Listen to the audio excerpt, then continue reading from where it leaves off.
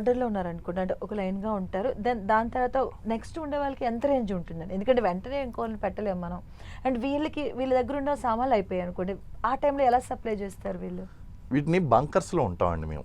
మేము హ్మ్. ఉండేటువంటిది ఏంటి అంటే బంకర్స్ అండి. ఈ బంకర్‌కి నెక్స్ట్ జమాన్‌కి ఎంత డిస్టెన్స్ అన్నదానికి స్టాండర్డ్ లేదండి. ఓకే. 10 మీటర్ల దూరంలో ఉండాలి, 5 మీటర్ల దూరంలో ఉండాలి. మేము దీన్ని ఎలా కవర్ చేస్తామంటే లైన్ ఆఫ్ ఫైర్ అంటామండి. ఒక ఫైర్ అండి.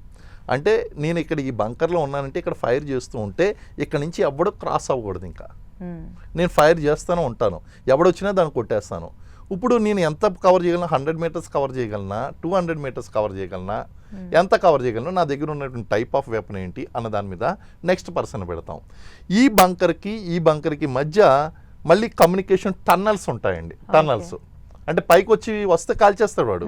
కాబట్టి ఈ బంకర్స్లోనే ఏంటంటే టన్నల్స్ ఉంటాయి. ఈ టన్నల్స్ ద్వారా మేము కమ్యూనికేట్ చేసుకుంటూ ఉంటాం.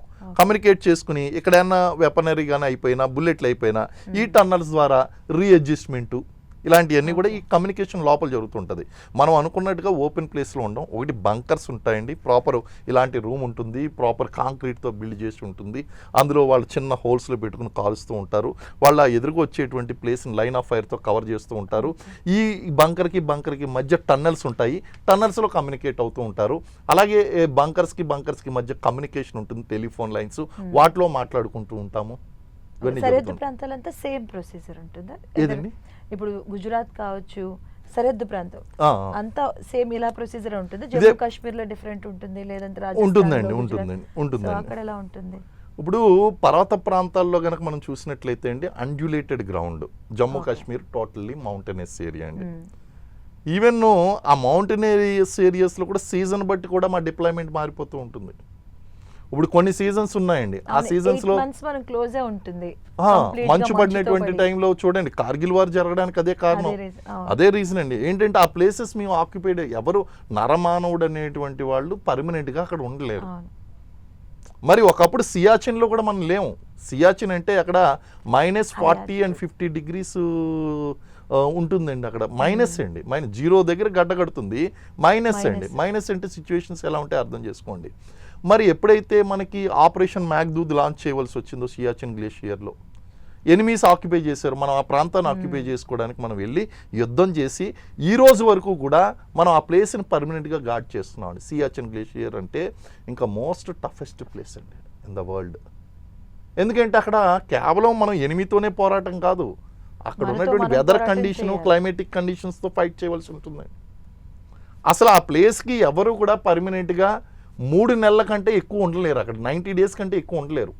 ఒకవేళ 90 days కన్నా ఎక్కువ ఉంటే ఆ 90 days ఉండడం కోసం 180 days ప్రిపరేషన్ ఉంటుందండి. అంటే ఏంటి, మొత్తం 6 months పోస్టింగ్. అది వాళ్ళకి సేమ్ ట్రైనింగ్ ఉంటుందండి. హై ఆల్టిట్యూడ్ ఉండే వాళ్ళు కూడా సేమ్ ట్రైనింగ్ చెప్తానండి. ఆ ట్రైనింగ్ చెప్తాను. ఇది 180 days అండి. ఆ ట్రైనింగ్ ఎలా ఉంటుందంటే, ఈ 180 days అన్నాను కదా, ఈ 180 daysలో ఎలా జరుగుతుంది అంటే, మొదటి 3 నెలలు కూడా వీళ్ళని ఏం చేస్తారంటే 500 meters ఎత్తులో కొన్ని రోజులు, 1000 meters ఎత్తులో కొన్ని రోజులు, 2000 meters ఎత్తులో కొన్ని రోజులు బాడీని అకామిలేటైజ్ చేస్తూ ఉంటారు. మీరు కొన్ని వీడియోస్ చూశారు, అక్కడ హిమాలయాల్లో ఉన్నటువంటి సాధువులు బట్టలు లేకుండా వాళ్ళు స్నానం చేస్తున్నారు అనేటువంటి ఫొటోస్ మీరు చూశారు. ఎలాగ వాళ్ళు అనేటువంటి చూస్తే, అంటే అక్కడ మనం ఇన్ని బట్టలు వేసుకున్నా ఉండలేము, వాళ్ళు ఎలా బట్టలు లేకుండా సాధువులు ధ్యానంలో ఉంటున్నారు అంటే అకామిలేటైజ్ అంటారు దాన్ని. అంటే వాతావరణానికి అనుగుణంగా బాడీని అలవాటు చేయడం. సో ఇలాగ ఏం చేస్తారంటే, ఒక వారం ఇక్కడ బేస్ క్యాంపులు ఉంటాయండి. అలా హైట్స్ పెంచుకుంటూ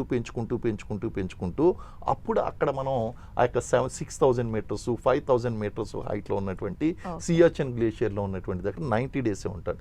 90 days తర్వాత కనుక ఉన్నట్టయితే మెమరీ లాస్ వస్తుందండి. అక్కడ అల్జీమర్స్ లాంటి ప్రాబ్లమ్స్ వస్తాయండి. అన్నిటికంటే మించి ఇల్యూజన్స్ బాగా పెరుగుతాయండి. అక్కడ హై ఆల్టిట్యూడ్స్లో పనిచేసినటువంటి వాళ్ళకి అంత నార్మల్గా ఉండవు, చాలా హెల్త్ ప్రాబ్లమ్స్ వస్తూ ఉంటాయి. ఇల్యూజన్స్ అండి. అంటే అలా చూస్తూనే ఉంటాడు, అవతల నుంచి ఎనిమి వస్తున్నట్టుగా వాడికి ఫీలింగ్స్ వస్తూ ఉంటాయి. ఇల్యూజన్స్ బాగా ఎక్కువగా ఉంటాయండి. సో ఇలాంటి కండిషన్స్లో ఒకవేళ కనుక ప్రాపర్ వాళ్ళు కేర్ తీసుకోకపోతే ఫాస్ట్ బ్రైట్స్ అని మంచు తినేస్తూ ఉంటుందండి. ఈ మొత్తం కూడా తినేసి గ్యాంగ్రీన్ వచ్చేస్తుందండి. ఈ వేళ్ళన్నీ కూడా ఇలా అయిపోతాయండి, తినేస్తాయి. కాళ్ళు అలా, చేతులు కాళ్ళు వేళ్ళు పాడైపోయినట్టు. ఎందుకంటే సరిగ్గా శుభ్రం చేసుకోకపోయినా, సరిగ్గా డిసిప్లిన్ పాటించకపోయినా, మీకు ఎందుకు మీరు బేర్ హ్యాండ్తో కనుక ఏదైనా ఐరన్ టచ్ చేశారంటే ఈ స్కిన్ దానికి ఉండిపోతుందండి. సో అలాంటి విపరీతమైనటువంటి కండిషన్స్లో వర్క్ చేయవలసి వస్తుంది సియాచిన్ గ్లేషియర్ అంటే. అలాంటి కండిషన్స్ చేస్తూ అంత దాకా ఎందుకు మనం ఏదైనా వాటర్ తాగుదాని ఇలా తాగితే అది గడ్డ కడుతుంది. అవి చాలా